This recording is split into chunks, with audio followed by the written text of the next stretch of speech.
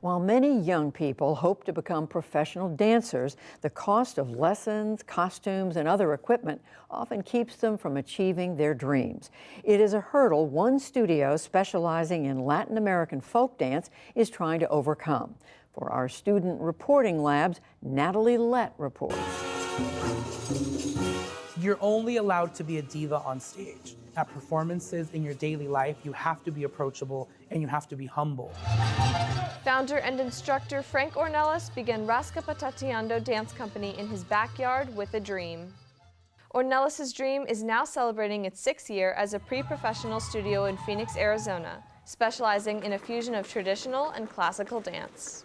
Latin American folk is rooted in religion, tradition, everyday holidays that people celebrate. And I like to educate the audience. Latin American folk goes beyond the Mexican hat dance or the bamba. So I'm trying to transform that and give them a spectacle where they're like, wow, we've seen this before, but not at this level.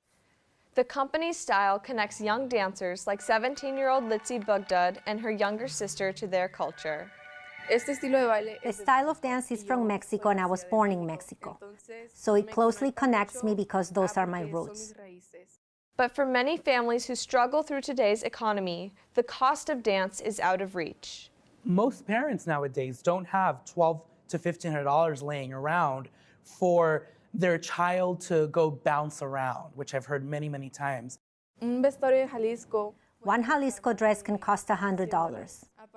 Also, my mother is a single mother and barely has enough money for us to get ahead.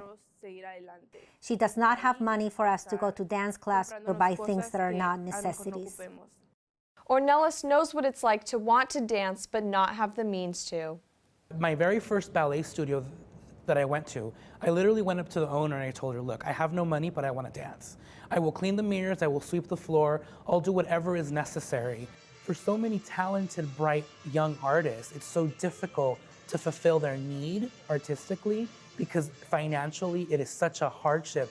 The sponsors contribute financial support for all of the students. If there is a workshop, if there's a costume, if they need new shoes, we ask the sponsors that we have on our roster, and if they're able to do it at the time, most of them cover the full price of what the dancers need.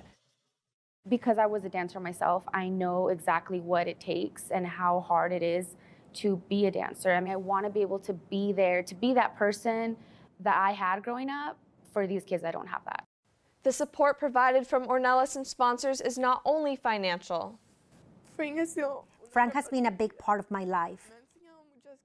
He has taught me many things I never thought I would learn in a dance class, like how to prepare for life, how to be a better person. He has been more like a family to me.